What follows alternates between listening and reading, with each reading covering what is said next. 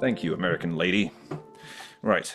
And then I have a slight preamble, tiny one. It's you said about in the notes, sorry, on Twitter in our discussion, like you felt like it was going to be a bit of an ego boost.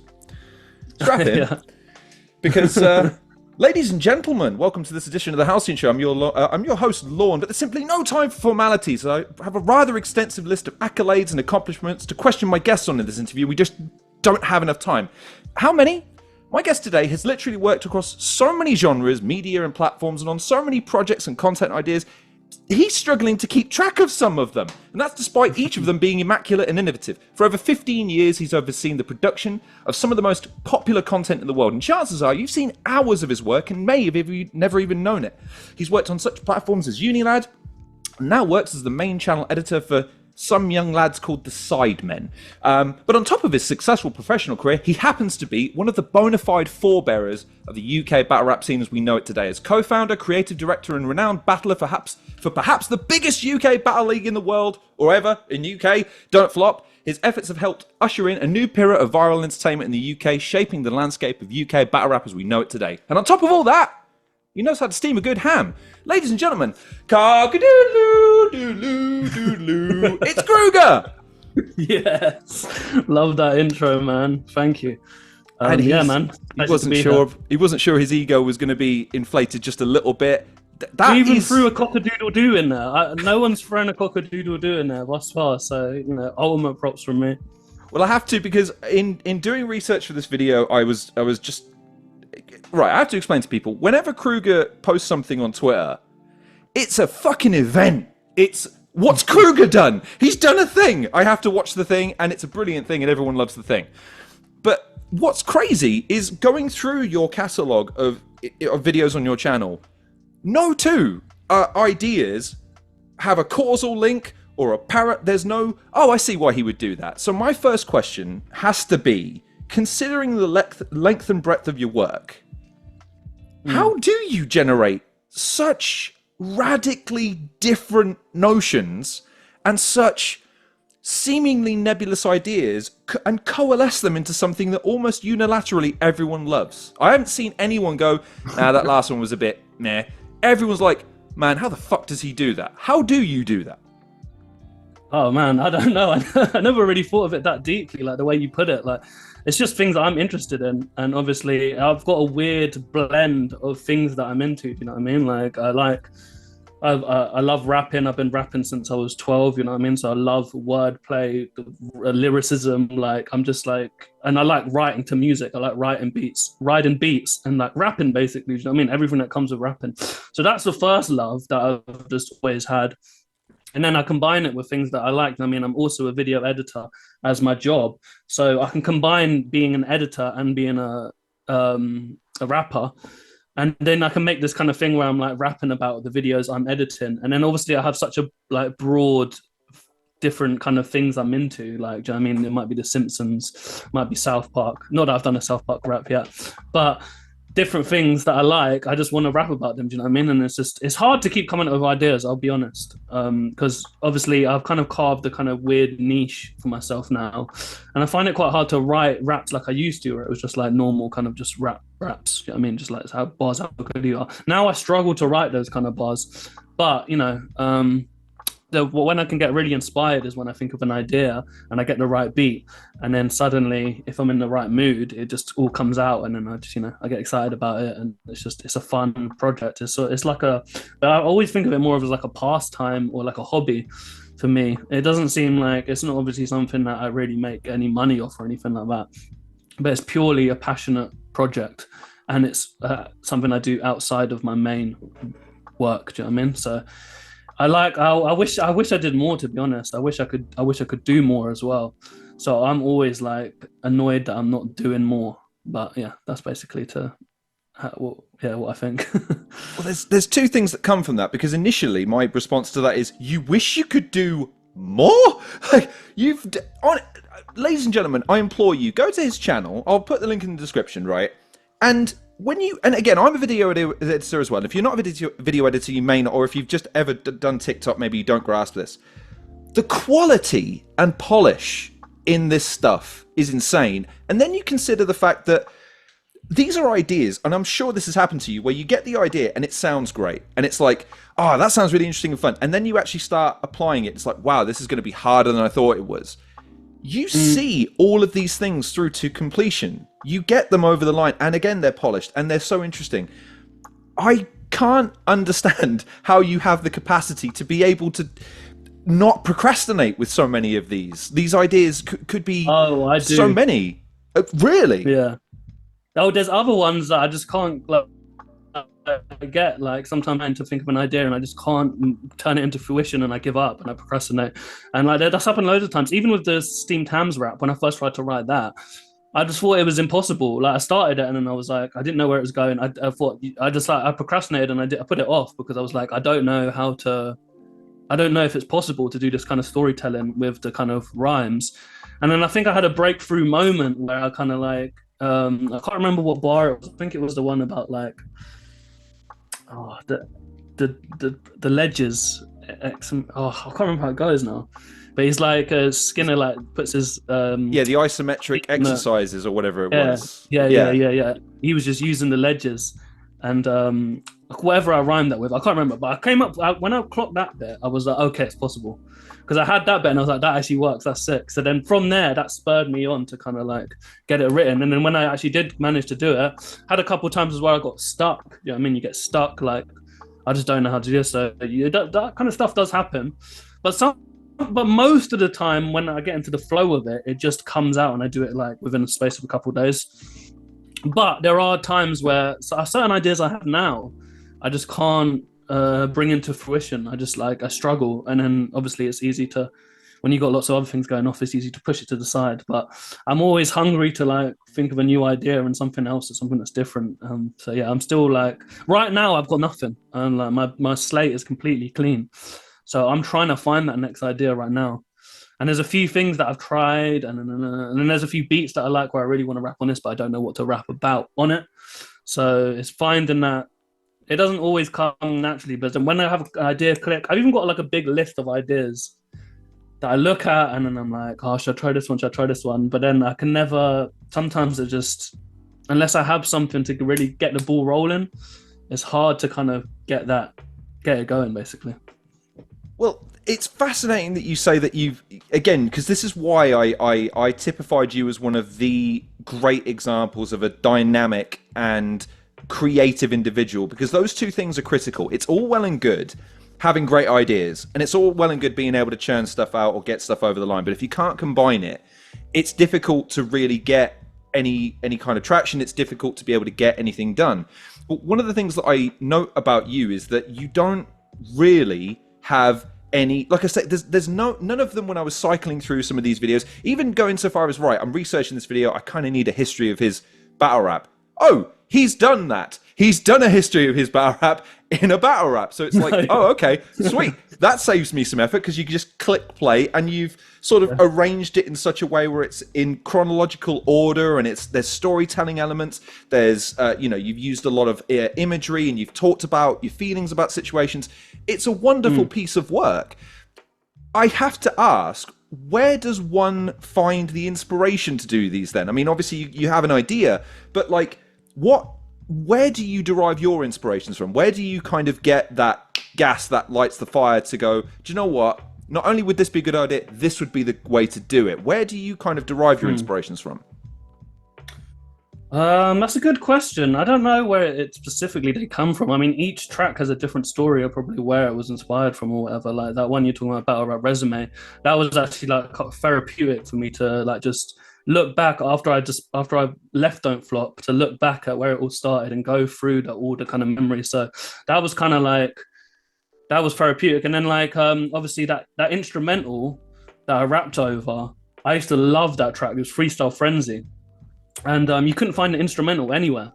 So, but like, I really liked that beat and I really wanted to rap on it. But I could see it was on a vinyl the instrumental was available on vinyl, but I didn't have a deck or player or anything like that. So I found it and I put it on Facebook actually saying, is anyone able to like copy a vinyl onto rip it and send it back to me? And Cy Philly actually from Fire Life Cypher, he commented on like, yeah, I can do that. So I ordered the vinyl to his house.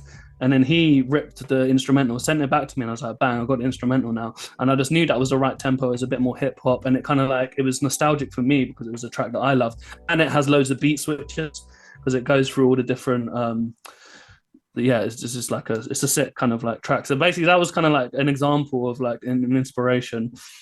But I'm inspired by everything, I guess. Like, do you know what I mean? Like, I'm an artist. I mean, I love consuming media and all kinds of things, and life in general. So all kinds of things can go into your inspiration, I believe. But yeah, I think like each one has a different kind of story. I think for inspiration. I think. How would you typify your thought process though? Because here's the weird thing, and I love it, but it makes no sense to me because I draw, I paint, I obviously do this weird, whatever you want to call this now, content creation thing. I would say my artistry follows my thinking, which is it's quite blocky and fairly rudimental, Art Deco-ish, if you will. Your art style is incredibly nebulous. There's a lot of horror element. It's incredibly unique, and yeah, I would typify your style of video. It's very clean. It's very put together. It's almost like it's pieces of a puzzle that you've put together. So it all makes sense in the final cut. How would you typify your thinking process? Because the other reason I'm asking you this question, and this is another thing unique to Cruger, is you're able to articulate your creativity. I remember listening to the Battle Rap Resume interview that you did way back in the day, and you actually explained how you write. Now, I know that sounds crazy, but every battle rapper I've ever spoken to said, do you know what, I can't really describe it. It just sort of happens and it comes. You actually said, oh no, this is how I do it. I do this, and then I do this, and I do this. That tells me that you've got a very clean meta path from what you want to do to how you're going to do it. And that's rare. That's quite unique that you're able to actually, the thought is able to metastasize naturally. You're actually able to articulate it. So how would you typify your thought process in so many words? And how do you kind of coalesce these ideas down? How do you simplify them enough to be able to get them out? Wait, hold on. What's that typify? What does that mean? So like, because again, I've seen it described, and I agree. You have a style. So if I was to pick out something of your artwork, for instance, in fact, your logo, your Twitter logo, I would say that typifies your work because there's something unsettling about a red face that's just like, Arr! But then you actually dig a little deeper, and there's nothing nefarious in your artwork. I've never come across something where you're attempting to go full Alan Moore and depress people. Like you just, it's a style you enjoy, and it's it's unique. a style, 100%. Exactly. Yeah. So I guess, so how do you kind of hone that in? How do you apply that? That's interesting. I think it's obviously I come from an art background. Like my family are artists. My dad's an artist. My mum's an artist. So I've always had, but like I've been drawing and like been obsessed with art and all that kind of stuff since I was very little. Like that was my first love, was like drawing or art. And then in school, and then I went on to university. I studied art, fine art, and then went on to do animation at uni. So I kind of like, I think it was during uni, or maybe actually in college.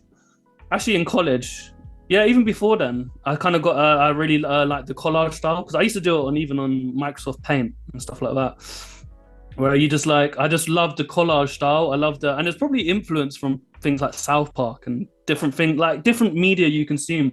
But I always loved or even, not that I really even watched this, but Monty Python. You know, the animation style was that. I forgot his name. The guy that Flying Circus or whatever it is. Yeah. But the guy who animates his kind of style of the kind of like that kind of cut out photos collage style. I always loved that style. I always like really like felt strongly about that. So that's the kind of style I kind of experimented with a lot when I was in college, and then again more when I got to uni. And that's when I did that music video, like the Freddie Kruger music video and stuff like that, where I can really kind of play with this collage style. I always want to do more of it, to be honest. But I think during the uni years is when I found that kind of style of photo collage mixed with art, kind of like the colors, the kind of like I started using Photoshop more and just turning the contrast up to the right up to the end and turning the just like playing around with the colors. And I always just like, you know, making everything really extreme. I just kind of found a kind of little artistic style that I always liked. And then I think in my video editing, I loved fast-paced stuff. So, you know, it's just influence from things I'd watch, you know what I mean? Like, could be like Gaspar Noé film, or like a there's so many different examples, but there's like kind of flashing kind of imagery, like almost like shock therapy, kind of like when you're like bombarded with images. I'd see YouTube videos and stuff like it, and I love that style of just being like bombarded. So I experimented with like videos like that where I would just like throw in as much crazy imagery. And then I'll use Tumblr as well. I started getting really into Tumblr because they just post so many, if you follow the right accounts, there's so many like GIFs and like artwork and just mad imagery. So I started thinking, oh, I can just take loads of these GIFs, put them back to back, and then it will make like a sequence of like just completely bizarre imagery. And it's like almost like an art in itself. And it's kind of like, and I had enjoyment from making those kind of videos. I first did a music video, I think, for Madness. Can't remember if it was the first one I did in that style. I definitely did others, but that was Madness and Frank Stacks. I did a music video for them, where it was about the 80s. And then I had loads of 80s imagery, but I would make it like super, super fast and just like flashing constant. I used a lot of GIFs, a lot of stuff from Tumblr, stuff from YouTube, and then I'd speed it up. So it's like so like discombobulated. But I guess just from experimenting and trying different things, I found like that was my style.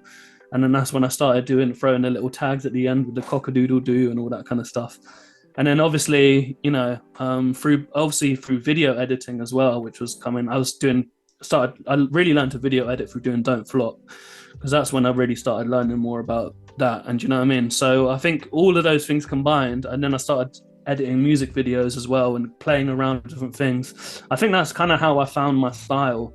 And I would say it's just influenced from a lot of films and artists and stuff that I'm into, stuff that when I watch, I get inspired from, and I can't quite create what they do, or do you know what I mean? Like, but I do my own little version of it.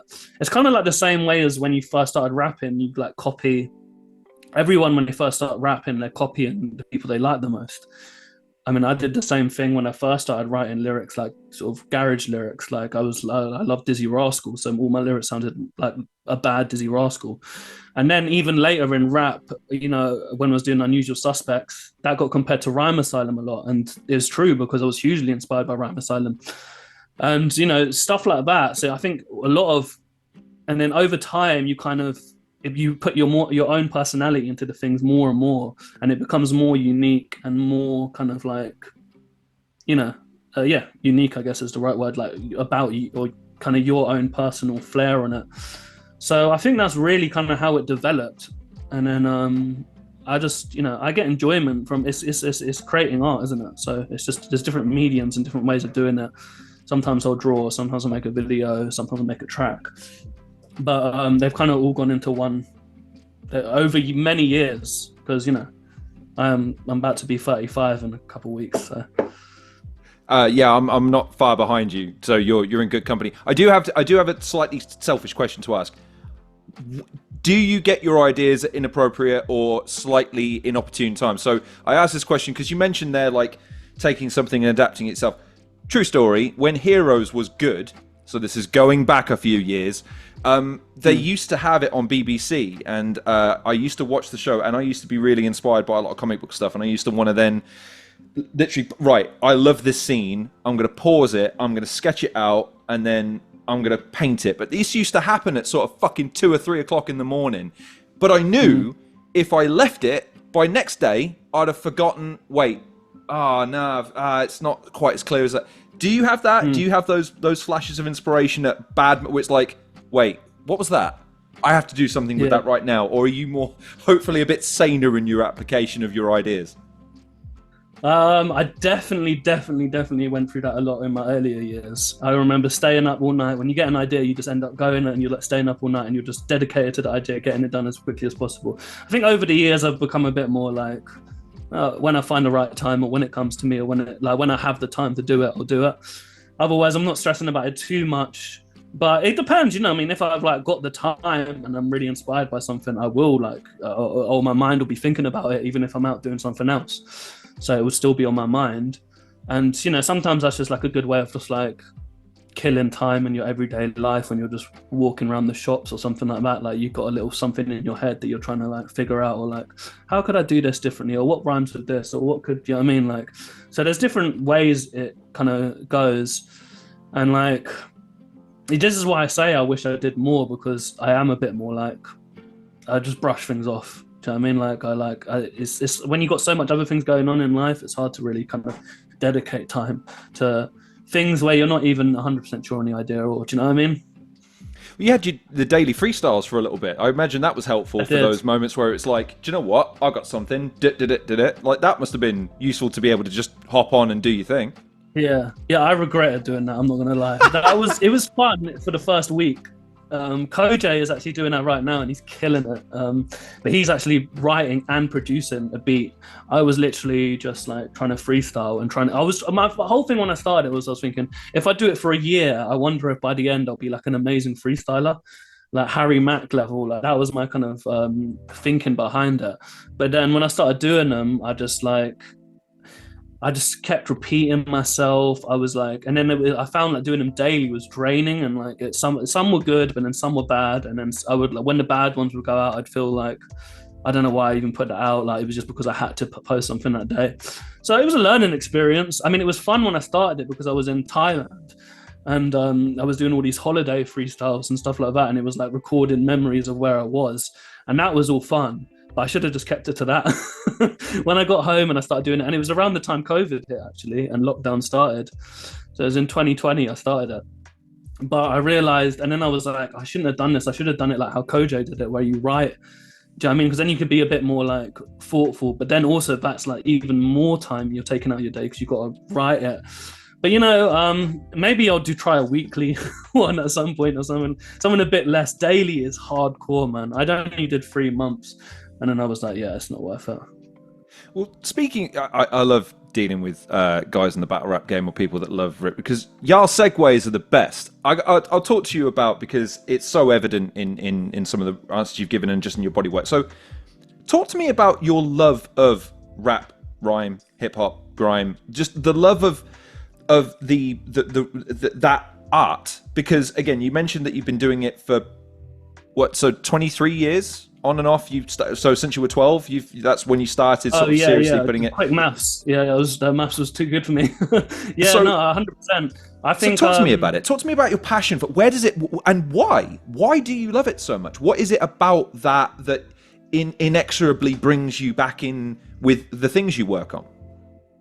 Yeah, it's a good question. I mean, I don't know. It's so in me. Like I can never shake it off. I think it's just like, even if I've taken long breaks away from rapping and not doing any kind of writing. Do you know what I mean? Before I started doing the emoji, when I did the emoji freestyle thing was my first one when I started getting active again. That was in 2021. From then before, like was like the Lazy EP was like 2011. I had like 10 years where I didn't really, I mean, there was actually, I did little freestyles here and there, a few tracks here and there, but it was like very long. I take years out, do you know what I mean? But it always comes itching back, like this feeling. And I think it just boils down to just me as a person. Like if I think about me, when I really think about it, if I think about me as a child and how I grew up, I was just like, before I was into music, because I don't know about everyone else, but I wasn't really into music like, as a kid. Like it wasn't until I hit a teenager when I was, I'll say 12 exactly, when I started getting into music. Before then, I didn't really care, but I was still in a creative zone where I would draw and I would write, I would make comics. I would do storytelling. I would create video games. I was just always like with a pencil, like with paper, like endless, like just creating thing after thing after thing after thing. So that has always been like since a kid, and I've always been like, not always, but I was quite a shy kid. I'm quite an introvert rather than an extrovert. So I'd always have these kind of things that I did to pass time. You know what I mean? And this was before social media and everything else. So how I'd pass time was drawing, creating comics, playing outside.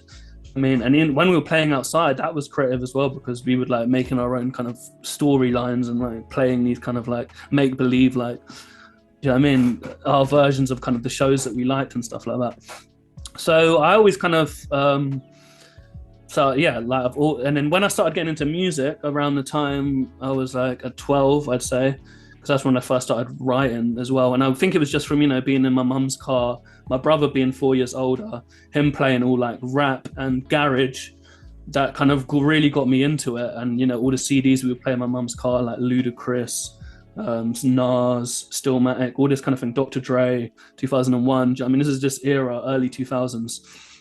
So this is, and then obviously that was also during the time of radio and pirate radio.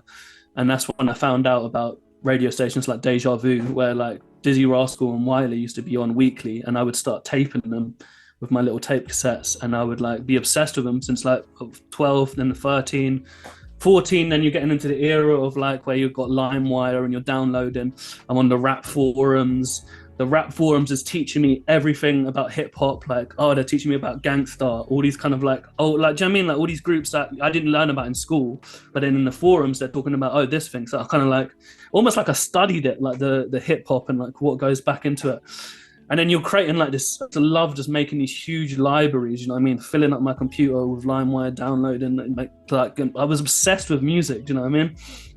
And I've always loved collecting things, and like that music became my biggest collection, do you know what I mean? And still to this day, now it's gone to the streaming era, which is a weird kind of change for me because I had such a big library of actual files from iTunes and all that stuff and Windows Media Player. But yeah, and like burning CDs, ripping CDs, you know what I mean? All through my teenage years, I was obsessed with music. And then obviously, as I was doing that, I was trying to write my own lyrics inspired by the rappers that I liked. You know what I mean? First, it was garage, grime. Then, you know what I mean? As I got more into hip hop, I learned about UK hip hop. And then that was a whole nother world that I learned about. And then through that, I learned about this open mic night called Dill Real, where I started going to that at a young age. I think I was like from 16 or 15 even. 15, yeah. My notes seem to indicate here it was an open mic in a record store, record club, Yeah, that sort of thing, yeah. yeah. Record store in Carnaby Street, legendary spot. I started going there when I was 15, and that's where I met Rhyme Asylum, Children of the Damned. A few other people were there, where I met Measle, Miles, and we became a group. Or where I met Head Trip, where I met my first. Actually, Head Trip was at my school, but he also went to Dill Real. And that was my first crew. It was Great British Hooligans, GBH, and it was me and Head Trip. That's when when I first started recording music, was with Head Trip. And then yeah, man, and then obviously, and then the whole thing with like through going to open mics, going to Dill Real, I got a lot better. Do you know what I mean? That was my first time rapping on on a microphone in a store. Do you know what I mean? Like going on an open mic. So, and then all the ciphers outside were really exciting. Do you know what I mean? Like I was hugely inspired by all of that stuff. So that changed my style even more. And then through that time, I learned about battle rap. I learned about jump off through Dill Real. Do you know what I mean? I'd hear about it. Do you know what I mean? And then started watching it online. Do you know what I mean? When the jump off early sites, I learned about it. I started watching all the Professor Green battles. Then it went on to all the street battles that they started doing. You know what I mean? I remember when that first started with Archaic, What's This Face, all of those guys. And I was just that guy downloading battles every do you know what I mean? As a young kid, I was like, and then I learned about battle rap. I learned about the Scribble Jam battles, Thesaurus. There's so many the world just expands, and all these different interests I've got, they all sort of merge together because I always liked the kind of punchline style raps. Like I was always into like I'm trying to think, Demigods. I really liked, Self-Titled, Apathy. Obviously Big L, Eminem, of course, Big Pun. But there was I gravitated towards, especially with Big L and people like that, where it was like punchlines and like multi-syllabic rhymes and all this kind of stuff that I really gravitated towards. And then through battle rap, it was even more of that kind of style of lyricism. But it was a lot more freestyle in those days.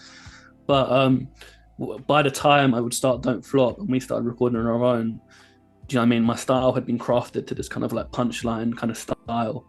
And then watching when Grind Time started and when King of the Dot started, and then we started Don't Flop at a similar time. So we saw that they were doing these things in America and it was like, oh, they're doing written battles, you know what I mean? Like, and it's accepted kind of thing. So that was like, we got to do our own type thing. Even though then it was still a bit of like half and half, like have writtens and then also freestyles. But that was kind of like, I was always too scared to jump into freestyle battles, and I very nearly joined the WRCs in 2008, but they didn't do 2008. 2007 was the last one, but I was going to join it in 2008. And then that's what the same year we started Don't Flop, I guess. But yeah, I was watching Jump Off and go into live battles because I knew Possessed through Dill Real, and then I would meet other guys like Respect BA, Archaic, and then I met all these guys quite early on, and obviously I was watching their battles before, so to them it was like when you said earlier about when you saw me, when I met them for the first time, I'm like, oh my god, like it's Respect BA, or oh my god, it's Archaic, and now they're like my friends, you know what I mean, that I've known for so long. But yeah, man, I hope that answers the question. I went on a bit of a tangent. No, absolutely, because like you say, you've kind of answered it. It's a part of you. But what was great about that is, again, the idea that it's a part of you, but you've gone on to contribute to something greater than I think you probably would have anticipated. So, just for context, my first foray into battle rap was I was on a how do I explain this without sounding incredibly lame? A buddy of mine had the great idea to build an Iron Man suit one day out of cardboard. I have a rigorous social life, ladies and gentlemen. I want to make it perfectly clear that that's not the idea I take up every day, but on this occasion I said, what the fuck? And while we were doing it, he showed me, I think it was Shotty versus Arsenal. And Wow. like you said, right, I watched it and I didn't quite grasp it straight away, but something lingered, and I remember kind of looking at the channel. And then suddenly, the world explodes and opens, and suddenly there's this wealth of content, this stream of different artists and different battles and different storylines and different people with their own journeys, man. You are in large part responsible for that. You are a contributing factor to what is now a complete genre despite it being still relatively niche, an exceedingly popular form of entertainment. My question is, considering what you've just described in terms of your own journey and your own passion for it and your own love for it and your own kind of that weird sort of, holy fuck, that's so-and-so, and well, actually, no, we're mates now, and isn't that weird but kind of cool? Your passion for something that you've helped permeate, how does that feel? What does it feel like? I feel like I'm talking to like Henry Ford. Like, dude, you made a car, right? And this thing is now fucking everywhere, and everyone fucking loves it, and they've got their own versions of it, and people do things. How do you feel about what you've done? But obviously, you can't. I can ask you, how do you feel about this is the world you've created, man? Yeah, well, I have to say, I feel immensely proud. It's definitely like the biggest thing that I've ever been a part of, and I'll always hold the special place as, like, do you know what I mean? Because like it really kind of blew up, and like it created a scene, and just like I met so many. It made a community. You know what I mean? And I met so many friends and people from it. But just like it became bigger than me. Where all these things I'm talking about before about my own tracks and my own music and all that kind of stuff is just my kind of personal thing. But that is where it like created something bigger than me. You know what I mean? Bigger than all of us. It became like a bit like a thing. You know what I mean? And it all just happened very organically. I never thought about it. I never thought it would get as big as it did. It all just happened like so organically. It's like the same way I'm talking about like my tracks where I'm like, it's just a hobby. Do you know what I mean? It was just something I did because we found it fun. Same thing, it's a hobby. And then now it's two friends that have the same hobby and we're doing it together. Then a few other friends join in. And then like, the more we do it, the more people gets involved. And then it just growed and it snowballed. And, you know, like we were like proud of it from the start. Do you know what I mean? When we first started and doing street battles, we thought it was sick. Do you know what I mean? It was crazy. And then it snowballed and it went bigger and bigger. And like, it was lots of small steps, you know what I mean? Like, and I always thought that was the level it was going to be at. Do you know what I mean? I was enjoying it and like, we loved it, but I didn't think about it getting bigger because we hadn't really seen that. I mean, Jump Off was huge and that was its own thing. But we hadn't really seen it in the YouTube era. I don't know. It was one thing after the next. And after years of doing these events and more people getting involved, so many people coming and going, It was just like, and then a few special things that happened. You know what I mean? A few stars that entered. Your lunacies, your shorty horrors, the Blizzard versus Mark Grist. These little things happened to kind of really kind of, blow it up basically. And yeah, I look back at it like fondly. To be honest, I was like great memories, great achievements. Like when I look back and seeing like the years, like every weekend we were doing a different event, and like. I would go further than that. Sorry to jump in, but I need to stress what you did, right? You've done something that I don't know any other form of entertainment in the UK has ever really done. You basically created a secret society, man. It's impossible for me to go into a gym or into a restaurant or something, start talking, and I might mention an interview, and it's like, hey, is that so-and-so? How do you know about that? That's battle rap. Do you know? Oh, I love battle rap. And you're like, they're everywhere. You never know where the next battle rap fan is going to emerge from the ether. And it's this thing where it's kind of a personal thing to them. It's not something that they necessarily make their entire personality, but it's like almost professional wrestling-esque, and they have this innate love of it that they keep very personal to themselves. But that's not something I see in other genres or other forms of entertainment, or even other entertainment franchises that you see on social media now, which is where, again, you guys got a lot of traction, which is, through people sharing and people commenting and liking, all the rest of that sort of stuff. Despite it being a largely online presence, it felt very personal to people, their fandom for it. And I've not really seen that replicated. And that's, again, largely down to you and your efforts, man. Yeah, no, I appreciate that, man. And it's like, it is that weird thing of being in the right place at the right time, but with the right kind of passion and drive, and like kind of definitely, I think there's passion mainly that drove it. You know what I mean? Like, we were aspiring rappers ourselves, and we kind of wanted to be heard. And we had friends, and we liked, and you know what I mean, and we had friends that were dope and sick, and we wanted to show them to the world as well. Do you know what I mean? So. It's it's definitely like being at the right time at the right place at the right time. Like, if Jump Off continued, you might not have seen Don't Flop, or if, do you know what I mean? Because Jump Off stopped, we were at that age, and we were hungry, and we kind of started it. It's just a mix of like lots of things, like that kind of scene hadn't developed with the whole kind of written battle rap style. Then you're looking at YouTube in its early days. Like, YouTube hadn't been around that long. So we kind of, Don't Flop kind of was on that wave of like the YouTube channels blowing up and having their own like followings and stuff like that. Right. And you know what I mean? It's like the you were in the 10-minute era where it was like, oh, your video's minutes longer than 10 minutes. Fuck you, make it 2 parts. Like, what? Yeah, exactly. 360p, where you'd like have to upload the OT round as part 2 and stuff like that. yeah, man. So it was like, we saw the whole YouTube change. Do you know what I mean? It was just, it was all about being in the right place at the right time, but then also having this interest in it that would push it forward, because you have to dedicate a lot of hours to it.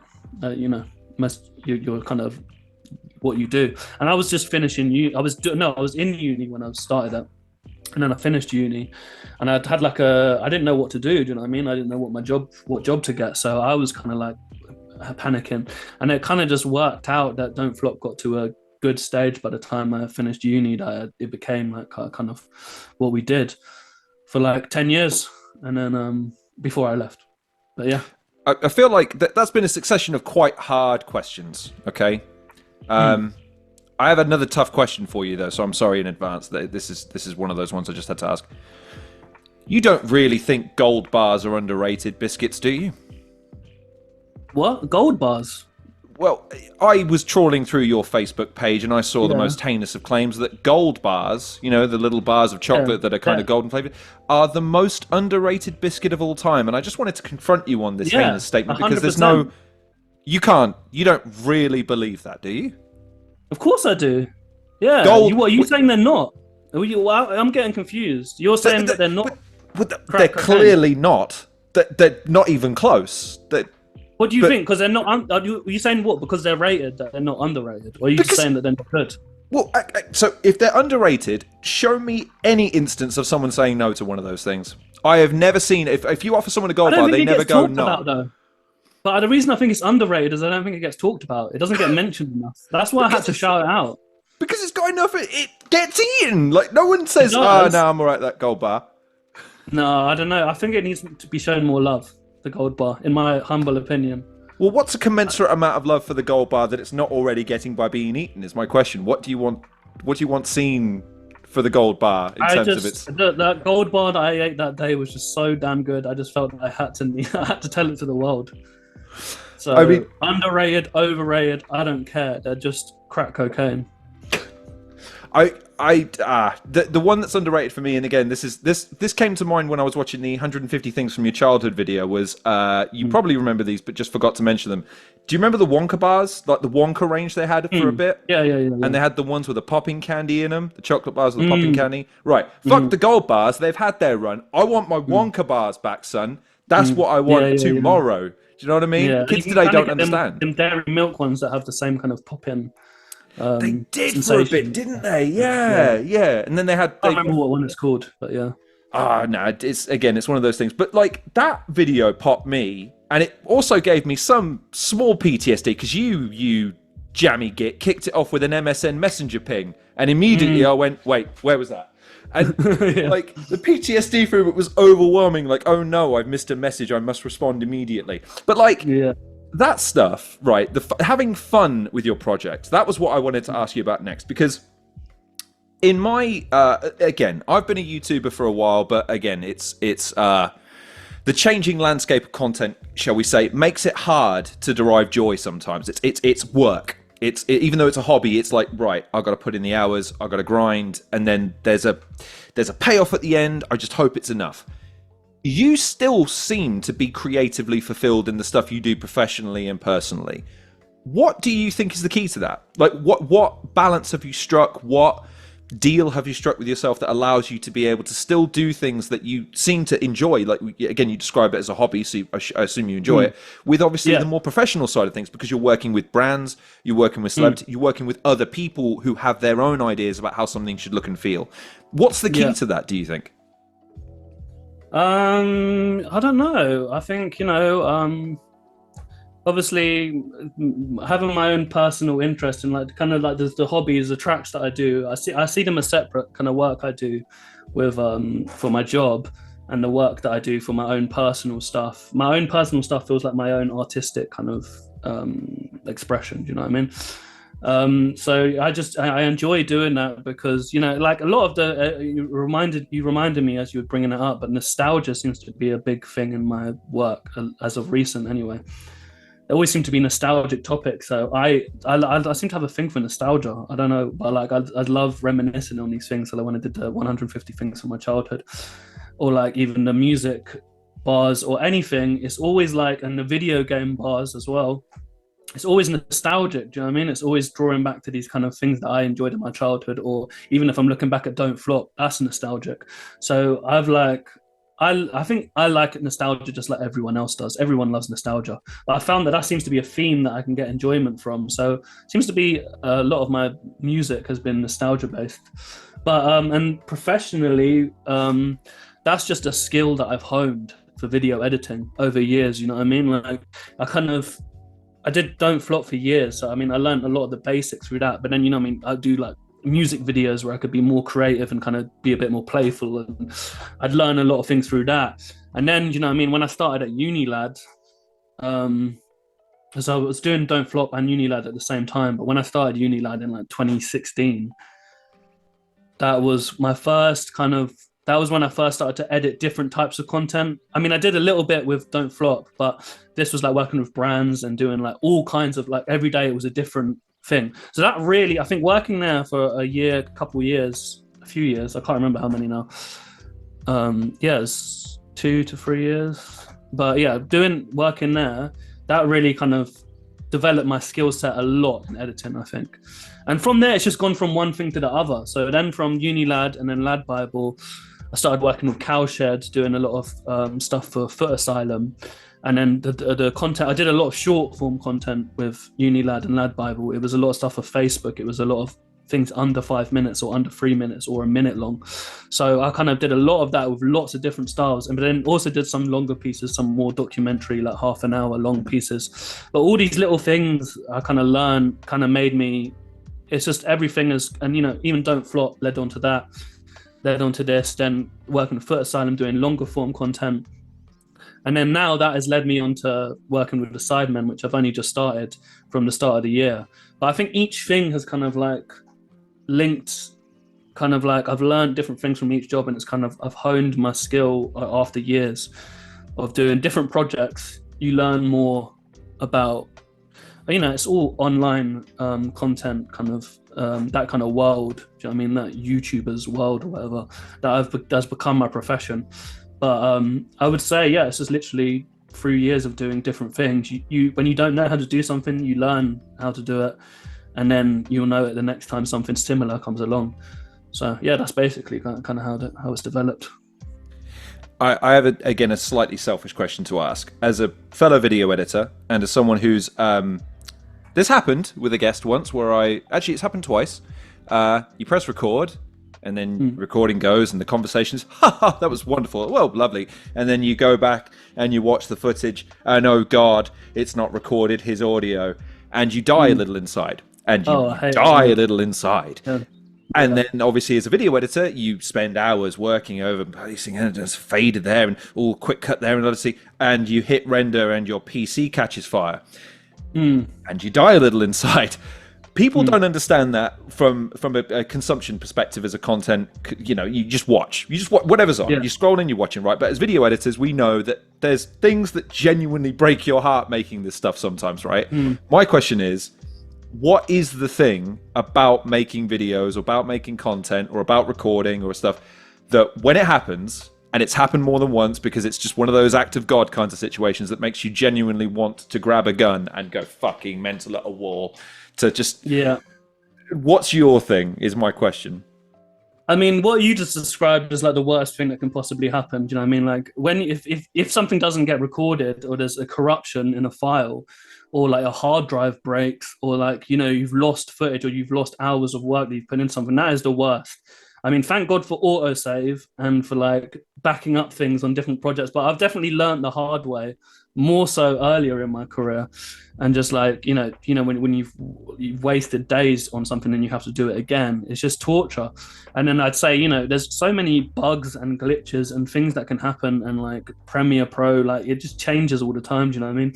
Export issues. Sometimes you export and there's glitches and you don't know why there's glitches. You're trying to export it another way. You're trying to export, like you're going on all these forums, hearing other people complain about it. Troubleshooting as part of the job, to be honest. Every now and again you have to do a bit of troubleshooting, and I hate it. And sometimes there's no explanation. Sometimes you don't even get to the bottom of it. You find some kind of cracked, weird way around it that gets enough that you get the video out.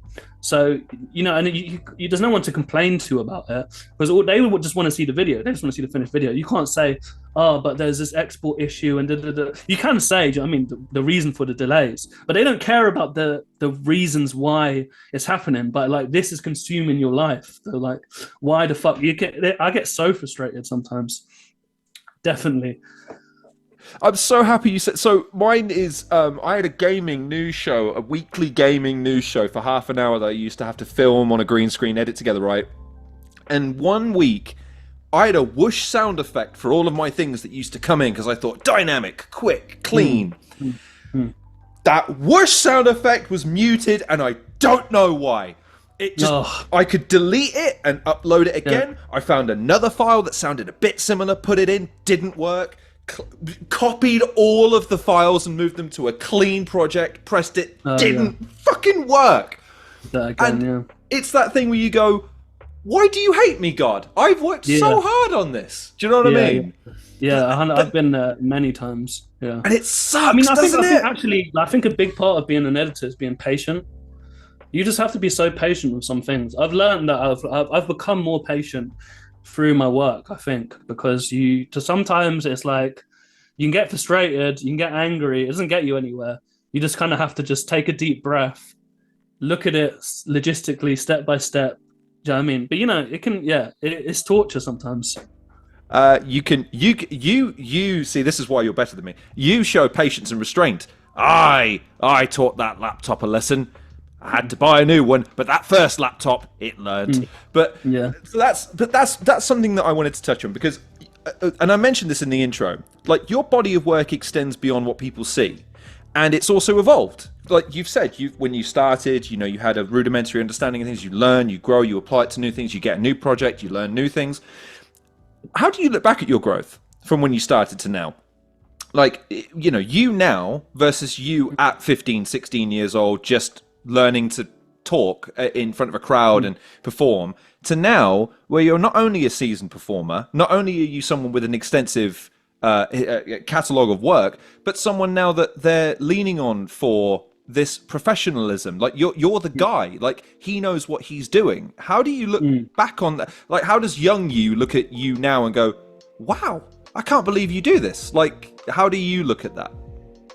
Yeah, it's pretty cool. I don't know. I don't think I've ever really thought of it like that. I mean, it all just happens so slowly and bit by bit.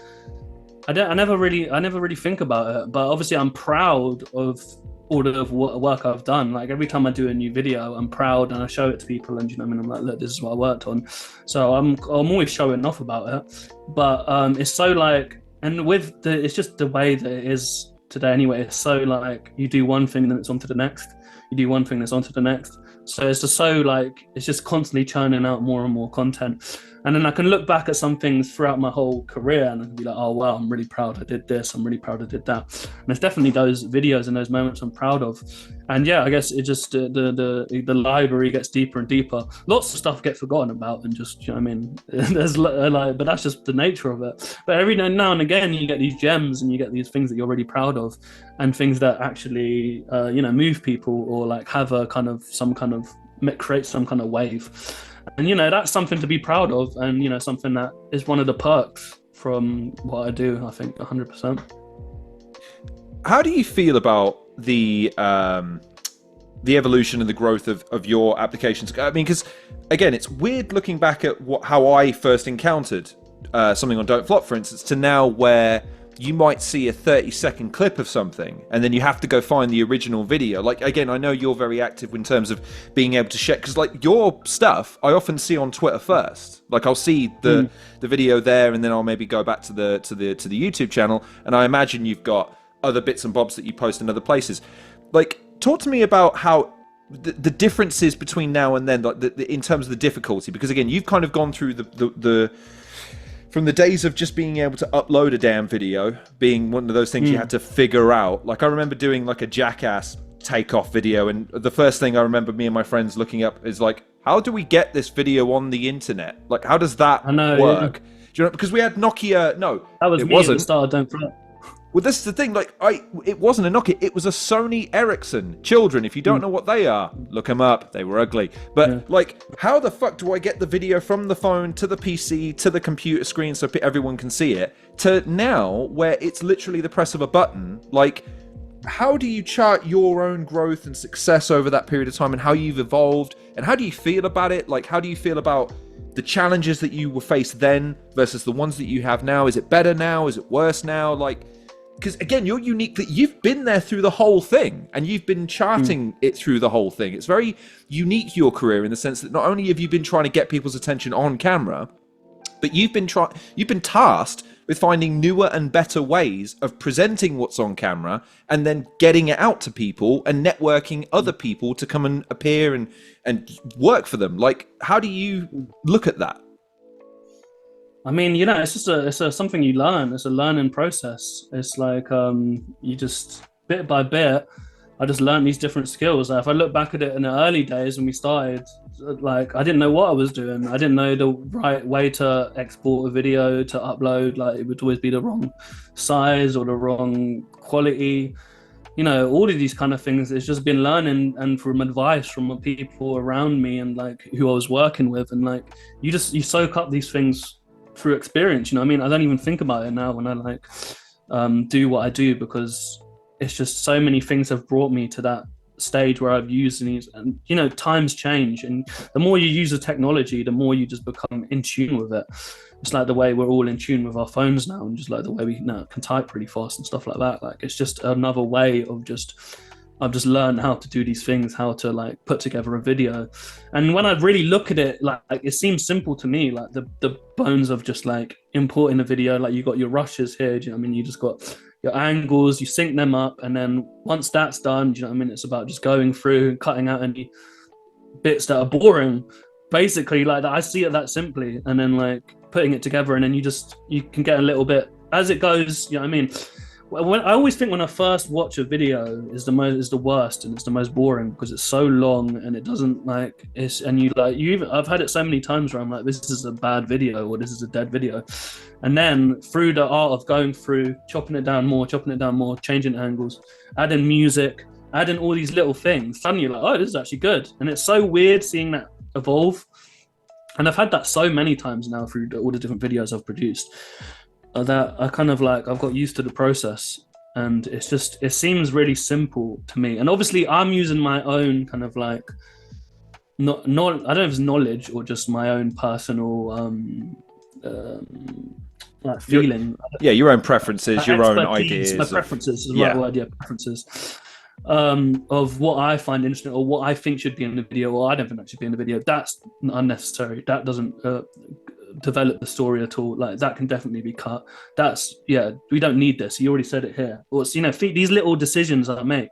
It's a lot of decision making. It's just like, does this need to be in? Do you know what I mean? And it is a thing that you learn over time. Like when I first started doing it, I would be a lot more cautious and like, oh, we might need this for that. So you keep everything in, and even you do that on the first drafts and all that kind of stuff.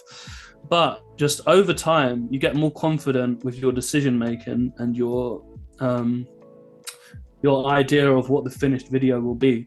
And I think all these little things just come into play over, you know, years of experience of doing something.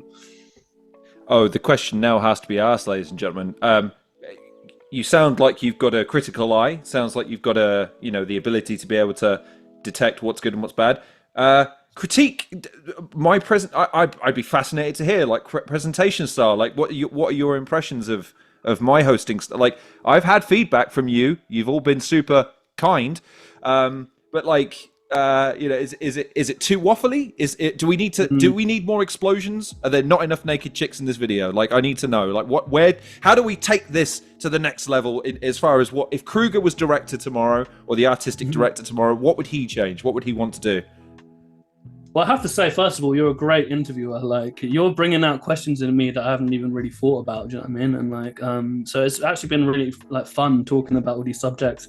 And you're really like deep in it. You're delving deep into it in a way that I didn't really think I haven't had on other podcasts. Put it that way. So it's been really good. So I've got no critiques. Yeah, sure. If you want to throw a bomb in there, do your Westwood. Maybe not Westwood, bad example, but Funk Flex. Throw some bombs in there.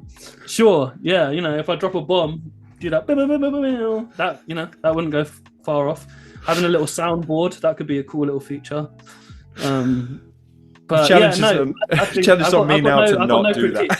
I've got no critiques, man. This is a great interview. Because this is the thing. I do I edit in post, so I do sometimes. Like I remember one guy, God bless him, he corrected himself at the beginning of each sentence, and I'm like, you do realize I'm going to leave all these in, and I'm going to have a counter to let them know. Like, I'm now like thinking, like, what do I do at this point? Do I splice in the most unbelievably action centric? Because the other thing as well is, I've seen you've done a fair few podcasts. So the trick is with this is to go, right, what hasn't he been asked? And again, I'll share this with you, ladies and gentlemen, in privately on Twitter. I messaged. I said, dude, you've done too much. There's too much material on you to research. And it's heartbreaking because as an interview, you don't want to miss anything. You want to make sure you cover all the best stuff. But my question to you, because you've been on a million different things and a million different podcasts, what have been the most genuinely enjoyable experiences for you that you didn't anticipate? Obviously, when you're performing live, I'm sure the high of a good bar or crowd reaction is self-evident. Like that's stuff that is everyone to a certain degree covets that moment where all eyes are on them and they fucking nail it. But just for you personally, like But even behind the scenes, like, what have been some of those moments where you're like, wow, that was oddly enjoyable. I would fucking love to do that again. Like, what are some of those highlights for you, would you say?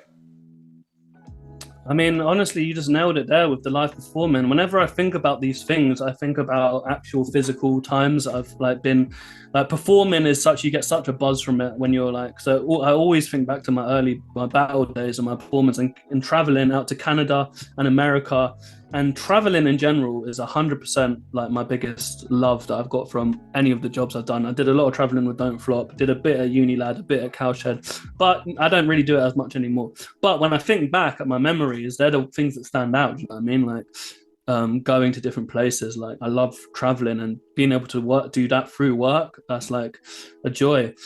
And I don't know, like with the video pieces and stuff like I do, like I said to you before, they're so fleeting. Do you know what I mean? It's like you do one thing, then it's on to the next, and they're pieces of content that I'm proud of, and they're there on the internet forever. But it's just onto the next thing, onto the next thing, onto the next thing. You know, my musical tracks, you know, some I'm really proud of. But then again, you're always like, I don't really like my older stuff as much, and I think that's a natural kind of thing for everyone because you grow and you kind of like you don't associate with the person you was then, or like, do you know what I mean? Like, your tastes change and all that kind of stuff. So like I'm really proud of my recent music I've done. I want to do more. Do you know what I mean? But yeah, I think so. It's hard to really think of examples outside of performing because battling and just throwing events and doing Don't Flop in all different countries in the world, that would definitely, I would say, be my highlight. I mean, are there any moments? So again, I'll share a little because as calm, composed, and in control as I may seem, ladies and gentlemen, behind the scenes, I have no fucking idea what I'm doing 90% of the time. Case in point, when I did my stupid gaming news show, I remember distinctly one week I was recording, and again, God in his infinite wisdom decided to have several helicopters, several ambulances, I think some guys were delivering scaffolding outside my house while I was trying to get a clean record of the audio, right? And it was the most heartbreaking experience. And my moment of triumph was hitting render, pressing play, and going, right, not only can you not hear any of that noise, you don't see me looking like I'm going to murder everyone. Yes, back of the net, right? It's just a normal show. I salvaged this horrific experience into something that no one would ever know it was horrible. Like, do you have any of those moments where it's like, I can't believe we fucking nailed it? Like, yeah, well, I just thought then actually, like another thing I haven't talked about is sounds like kind of like what I've been doing recently with Sounds Like. I would say that's the closest to kind of like performing again. Well, it is performing, do you know what I mean? But it's a different kind of, it's not the same as doing a battle. But doing that recently, I've got so much genuine joy from something about performing in front of a crowd, having throwing these events, the things that go into it, like the kind of the planning of the events, the getting the people together, setting this up, like the first few events we've done, every time I've come off the event feeling like super proud, super like happy. And then we obviously got to go to Edinburgh and do Edinburgh Fringe. That was a crazy experience that I'll always remember. So that's definitely things recently that I've kind of got that same feeling that I got from, you know, battle rap and doing events, because it is doing events, it's just new events, different formats. And that has been a really cool kind of side project kind of thing that we're still doing, we're still building, and that's been really fun as of late doing that. Those little moments, like the kind of I exported a video that's like great. I don't know, like it's just I can't think of a specific example because it's just like it's kind of an everyday kind of. You have worked on a fair few videos, so it's fair to say, they all kind of blend together at one point. Yeah. I mean, I had a great kind of one of my favorites, and again, it's related to travel, but was when I did the thing for Foot Asylum, which was the travel guide series with Chunks and AJ, and it was like we were literally filming it and editing it on I was on like one of those like kind of like tour buses, that kind of like we were traveling around America on this kind of tour bus, and they were filming it. I was editing it on the go. It was going out, the week daily, like. That was such a cool experience. Like, firstly, traveling through America, but also filming and editing content on the go. That was such a cool experience. I love doing stuff like that. So that was one of the pieces that I was really proud of. And then I went on to do like Locked In with Foot Asylum, which was like I did 3 seasons, of like this YouTube reality show, which is like so unlike anything I've ever done. Do you know what I mean? Because like a Big Brother 24-hour footage filming, and like learning that, and like that. I don't even have. I have proud memories of it, but it's like it's labor inducing. Whereas like it takes so much of your time that you're just like it kills you off. But super proud that I was involved in it. But yeah, I mean, I look back at those projects as some of the most I'm proud of. Couple more questions, and we'll let you get back to the 1,000,001 projects that you must be working on at the moment. And there's no easy way of broaching this one, but I'd be shot, drawn, and quartered if I didn't ask it. Cruger, the battle rapper. Have we seen the last of him? Is there any way one day, maybe somehow, some way, there might be the right event, the right opponent, the right time of the year where there's not quite enough on and the weather's quite nice outside and there's a lot of people at the event that you've not seen in a while you'd like to hook up with? Is that door completely closed, or is there a tiny sliver of a chance that we might see that assassin re-emerge for just maybe one more? Is it? I don't know, man. Come on, man! You gotta come on. Never say never. I've always said the same answer because I hate when people say that they've stopped for good and then they come back. I'm like, at this point, it's almost 10 years since my last battle. My last battle was 2015, so it's coming up to that. Not like 10-year hiatus or whatever, but right now, no. So I'd say the door's closed, but the door could get opened again. You never know. Like, there's definitely been really tempting moments, like Disaster getting in touch with me about battling for Battle of the, Grind Time, the new Grind Time. I forget what it's called now. Grind Time X. So he contacted me, and that was the most tempted I've ever been. And that same event that just happened where Lunacy battled Marv 1 and all that kind of stuff. But I couldn't make it work because I was doing the Edinburgh show, and it was just timing wise, it wouldn't make sense. And then also like the sudden thought of the dread of having to like write a battle and then also perform in front of a crowd. Like it's something about that deadline of like, oh, now you've agreed to it. Now you have to produce material that impresses your crowd, impresses your peers, that lives up to the legacy you had. And I've had so long out, I don't even write battle bars anymore. Like I know I do music and stuff that's similar, and I have a similar kind of like way of putting together bars, but the battling bars is so different, and I'm so out of tune with writing those bars. And I thought about it and tried to write battle bars before, and I just always like, it's something about the pressure of when you've actually agreed to it that you end up coming up with something for like it's just something about the pressure actually makes you do it. And that's how it was for the last few battles I did. But definitely when I started, I was hungry and I was thinking of bars and I was eager. Do you know what I mean? The more I battled, the more I got less like eager, and the more it was like felt like a chore. And I was still proud of the battles, and like I said, like that pressure and that, oh, I've got to impress crowds, oh, I've got to impress my peers, that really kind of like ended up like what they say, pressure makes diamonds. So I still am happy with all my performances, but I hated the dread. And I don't know if I changed. I don't know if it's me being anxious or like I just felt like I didn't actually need that in my life. But I actually found it more negative than positive, the dread of having to perform and having to write something that has to be at a certain level for this like competitive kind of thing. Do you know what I mean? And that kind of like, it put me off. And like the last few battles I did, I really didn't enjoy the writing process. And by the end, it was like, okay, it was okay. I managed to come up with some stuff and it was good. But I hated that kind of feeling of, oh, what if I don't know. And I know it's kind of stupid and like you can think about it rationally and be like, no, but you'll be fine like you was the other times. But I learned that I didn't really like that kind of feeling of like knowing I have to do something and living up to this pressure. I think it's different coming in as a newcomer than coming in as like, oh, now you've made a name for yourself. Loads of rappers don't struggle with that as well and like keep battling, and so it's just different personality types, I guess. But I learned that it didn't really suit me anymore. Like I feel like I did my stint, like I had a run that I was proud of. Now it's harder to get back into.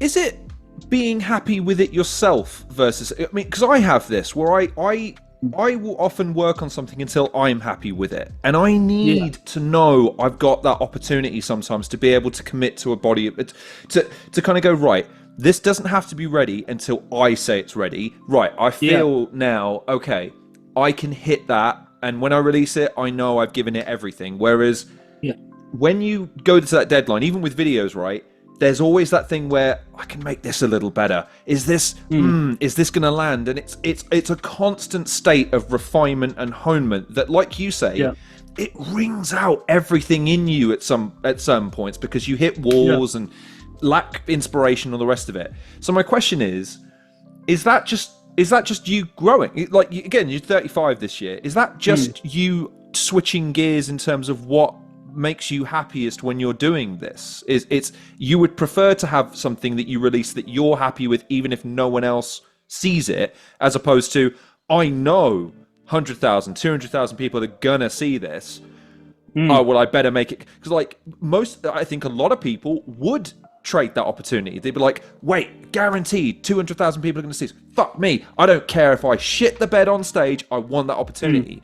As Yeah. opposed to, mate, it doesn't matter how many people you say, I need to be happy with it first.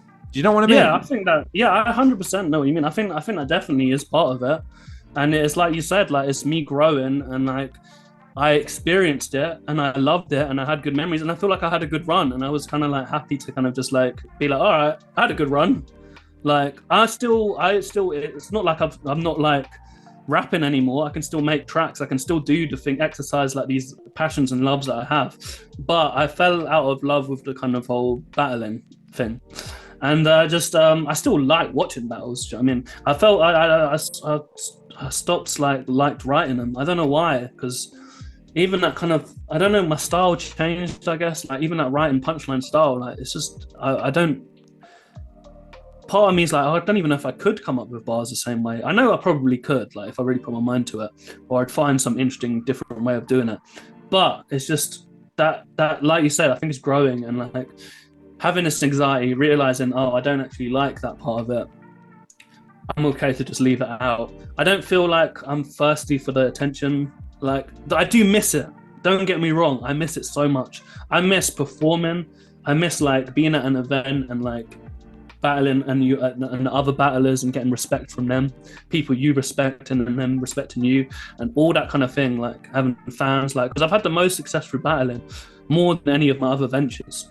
So why shouldn't I do that? Do you know what I mean? I should do that, really. Like even when I look at myself like from the outside, I'd be like, why don't you just do more battles? Because that's what I would, as a fan of me, I would want me to do more battles. But as me, I don't want to do more battles because I don't enjoy the writing process or the kind of the deadline. And like you say, with music, you can kind of set your own deadline. You can put it out when you're completely happy with it. But I don't know, man. I just got anxiety from like the knowing it's got to be at a certain level. I think it's because I care too much that I want it to be as good as my last battles, or I want it to be better. I want it to be better than like everyone. Like I still think there's something competitive about being an MC. You want to be better than everyone. So it's like, oh, I don't feel confident that I can write at the same level. And it might be bullshit. It might just be maybe if I force myself to force my hand, and I would do it. But I don't like the process of putting myself through that anxiety. And I just learned that I didn't like it, and I just stopped. And it's like really that's as simple as it is. But I get asked this all the time about coming back to battles, and it is tempting. So you never know.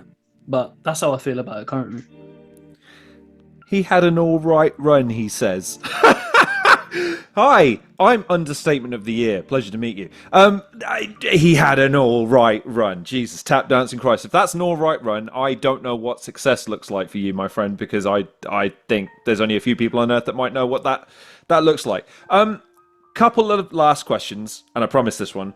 What do you reckon your Mm. long-term aspirations are? I mean, obviously you still work on a bunch of different ventures, but like for you, what would you say encapsulates success? Like, what's like you in the same way you starting off to you now would look at you go, oh, whoa, I can't believe that's going to be.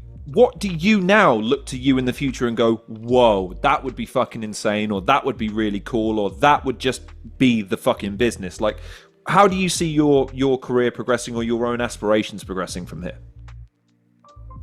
I've always struggled with that question. I've always been asked that question of where do you see yourself in 10 years' time? Where do you see yourself in 5 years' time? I've never been able to answer it. I never know. I never really have like big dreams like that.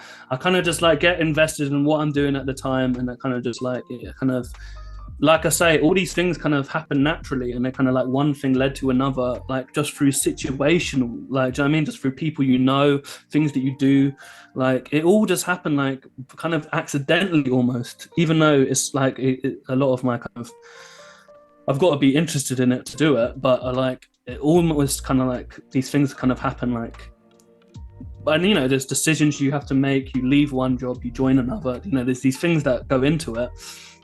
And but it's all kind of just happened organically, and I can't really think about where it goes. Like I could give you like the bait answer, like, oh, I'd like to do a feature film, I'd like to do an animated series, I'd like to do like, do you know what I mean? Like, but these are like, I don't know if it would actually become a reality, but like, yeah, that would be cool. Like I could like, there's lots of things that could happen, but I don't know whether they'll actually happen. But I'm just happy doing what I'm doing at the moment. But it's not something that I'm like, I'm doing this and I'm going to set all my dreams. I'm just kind of going with the flow, and I'm just seeing where it takes me.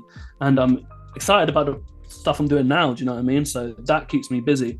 But where it's going, I don't know. And that's a kind of philosophical question that you ask a lot. Like, where does this all going? Where am I? Like, where's my career going? How do I get bigger? How do I get better? All this kind of stuff. And I find like it's easy to just take the pressure off and just be like, whatever happens. Like, I'll just keep doing what I'm doing, and then hopefully excel at that, and then see where it leads on to. But yeah, animated series would be cool. So I'm glad you said that. I am now a big time, I guess that TV channels exist. I don't know. I'm a big time executive. Freddie, my friend, you have an idea for a animated series, do you? Wow me. Like, I want to hear you pitch. What's your pitch for an animated series? If you had, like, do you have an idea in your head about what would be cool? I don't, but that's why I haven't done it, because I don't have the idea. But it's just the idea of having the idea. It's like I was like super inspired by the Big Les show. Jared Wright. He's the Australian guy. I watched a whole documentary on his YouTube about like how he started his animation, and it was so inspiring because he does all his frames on Microsoft Paint. And I related to him so much because I started on Microsoft Paint doing animations and stuff like that. So like I had that like kind of like, oh, like I could relate to him in that way. And then he started talking about how much he loves Lost, and how he used the inspiration of like Lost in his storylines of his show.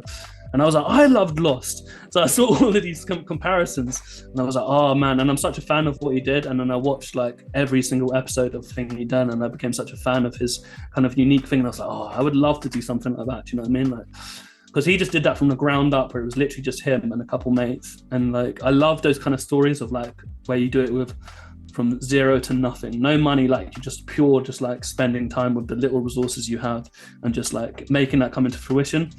And that's kind of like always something that's been my kind of style of making videos, has always been like, I'm not going to spend loads of money on like getting these plugins and and like doing all this kind of stuff.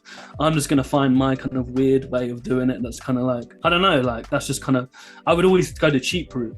I always do things cheap. Like I don't want to spend anything, but like, so I kind of I was inspired by that. But yeah, I would like to do something like that maybe one day, but I haven't got an idea, so that's my issue.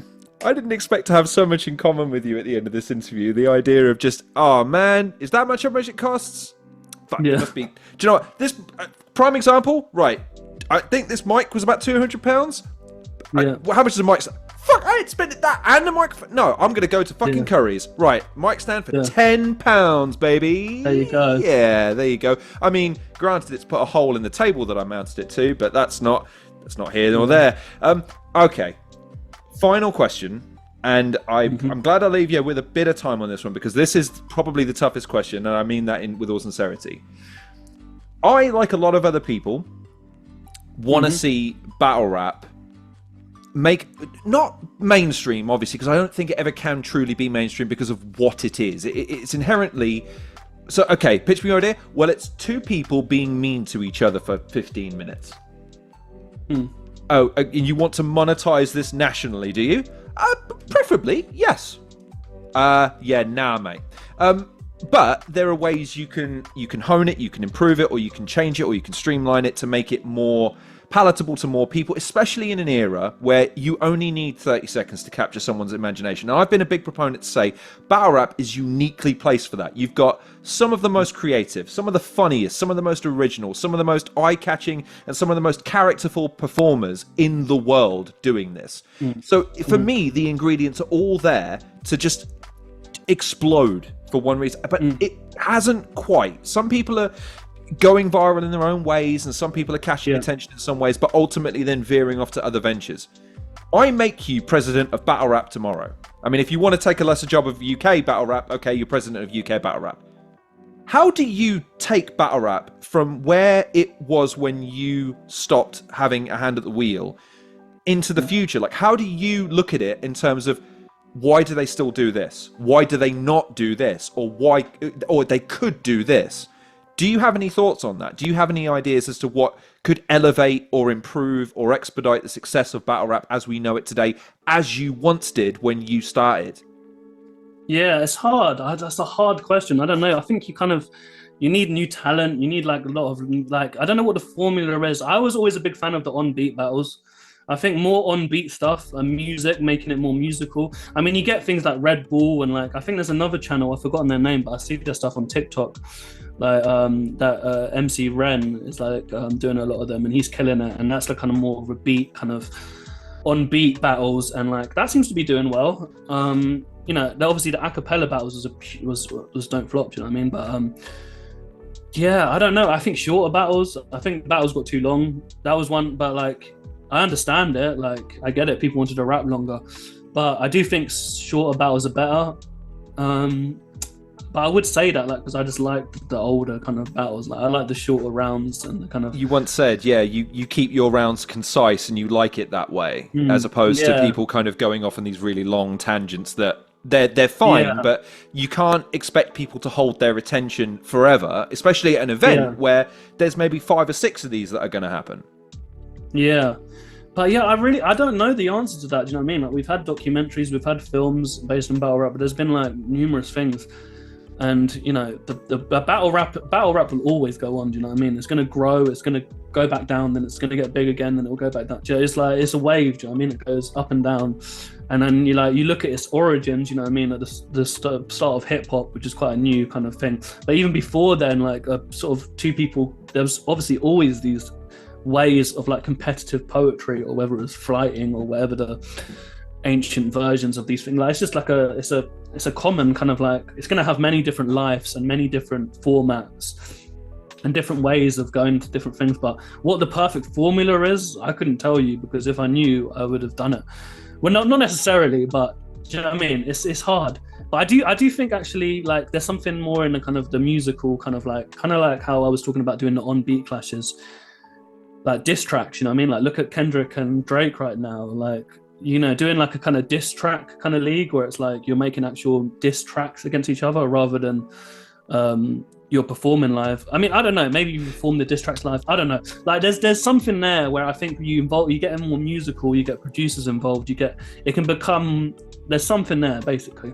Is it too restrictive now compared to when you started then? I mean, in terms of, because you've kind of hit something. I was going backwards and forwards with Bobby Rex on this, because Battle Rap Resume threw out a bit of a punny title, but my way of interpreting was discontent, right? With this winter of discontent, haha, chuckle, chuckle. But I looked at it like, well, don't think of it in terms of these just have to be battles. Why can't you let the guys interpret what discontent is? Like, go away, come back with, experiment. You know, really go into the weeds on what you think you could make that would be unique or a bit, you know, just something different. Show what can be done. Like, again, you mentioned Koj, right? Koj is just every day showing what a passion and a dedication can achieve. Right. Let's say someone has a different interpretation, but at the moment, battle rap is kind of pigeonholed to a certain degree in, well, no, this is how it's been done for the last sort of 10, 15 years since it was last successful. And it just occurs to me that the thing that blows up next is almost the opposite of the thing that blew up first. That the next big star is never a carbon copy of the last. They're always different. So is it a case of just trying to be a bit more experimental then, or trusting that the next talent might showcase something you've never seen before, and you've got to just let them work it out a little bit rather than shutting it down by saying that's not how it's done? Yeah, 100%. And trying different things, you know what I mean? Well, another thing I always wanted to try and don't flop was doing music video battles. So having like two people do diss tracks and then they make their own music video and then you put it together. Do you know what I mean? Like things like that, like there's so many different avenues and ways you can do things. But yeah, I mean, obviously, like even with Sounds Like, what we're doing with Sounds Like that's kind of brought the kind of freestyle era back in a weird way, because we're doing these kind of freestyle challenges, and like yeah, it's mixed with like comedy and like just rhyming kind of game show kind of style. So, but that's like another avenue that could take off. You never know. Do you know what I mean? Like, I think you're right where it might need to reinvent itself a little bit, but then you get like it's very successful in America. I mean, again, the success goes up and down, but little things happen that kind of perplex, new people come in. But yeah, it needs something, but I don't know what it is. But you're right. Sounds Like, for me, introduces the participation component. It's play along. I mean, I get that you're not, you don't have the wealth of experience, and maybe you don't have the advanced rhyming dictionary available via shufflet.com right now, but you can look at a picture and have your own ideas, chime in, play along at home, and suddenly it's, well, this is rhyming. This is what we do. Like, it's not so scary. It's not so nebulous. It's not so, oh, well, that's battle rap. Isn't that thing that Eminem did in that movie? It's like, no, it's a genre of entertainment, and here's how you would apply it. Like, Sounds Like made it fun, I would argue. They made it so audience members could have fun, which is, again, what a unique, quaint concept that people would go to an event and have a laugh. Like, feels like that's a simple solution to a problem that's existed for a while. Yeah, definitely. And I've always thought that stand-up comedy is like the closest thing to battle rap. Right. Like, just draw the most comparisons. Like, it almost became like that was part of the art form, was making people laugh just as much as it was, you know, writing a good writing or like flow or whatever. But so, you know, I think having like comedian guests mixed in with like rappers kind of leans it more to being a kind of more comedy show. But yeah, I don't know, we're trying something, but you know, who knows where it will go. All right, well, I'm sacking you as president of UK Battle Rap for now. We'll review your position in another time. I guess the final question to ask is, and again, I imagine you're never going to be able to whittle this down to a short outro, is what do you have coming up that you're excited about, or that you want to showcase, or that you want to talk about and say, listen, look out for it, I'm really pumped for it? Like, what have you got coming up that you want people to be aware of, that you'd like people to give a chance if they're a little bit on the fence with whatever it is that they're being bombarded with? Because that's your other trouble at the moment. You're competing with everything else on the internet. So the fact that you've been able to be so successful for so long is a testament to the fact that you've always been able to find that nugget of something that people are after and give it to them. So what are you working on right now that you think it speaks to that? Well, I think it's probably what we were just talking about. Sounds like that's probably the most the kind of new venture that I've kind of been most excited about recently. Obviously, the stuff I'm doing with SIDEMEN and stuff like that, I'm like super proud of. Like, that's my actual job.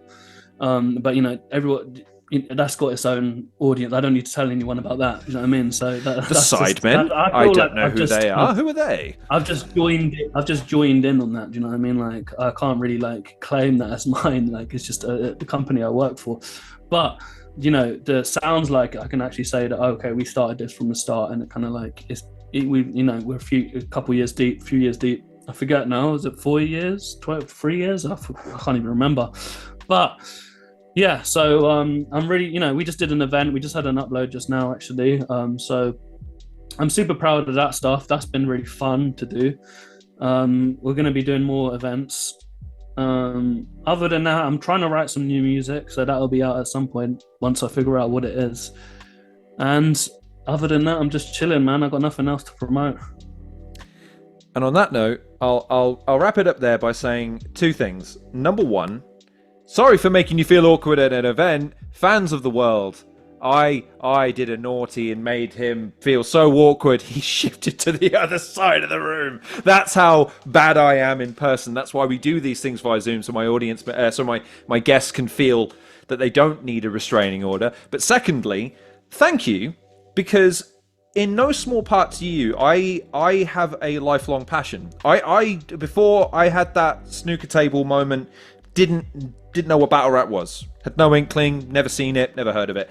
And from that moment onwards, I have been bitten by the bug. And it doesn't matter. I've had my fallings out with people in battle rap, because that seems to be the way of the world these days, where you fall out and there's misconceptions and the rest of it. I can't stay away though. And your work and your dedication, your passion, you being part of that generation of guys that thought, wouldn't it be cool if we did this? And you just went out and fucking did it. You are the kind of person that I wish more people would showcase, because that's the kind of inspiration that I think people need. This idea of there's no trodden path. Who gives a fuck? We think this would be cool, and we've got passion. We've got our own ideas. We're going to go and do it. So just from the 15-year-old kid that I used to be, that used to look up to people like that, you're one of those guys. Thank you for doing that, and thank you for persevering with all the highs and the lows that there must have been in the intervening period. Just thank you for being the kind of creative person that I think more people should emulate. Thank you. Thanks for the kind words, man. I really appreciate it. Like, oh, you honestly, you know when they don't know what to say, that they're a good guest, because they're like, well, am I? Do you think so? I don't know. Like, of course you are. Of course you're a great inspiration. It's great when they like, I don't know. I'm not sure.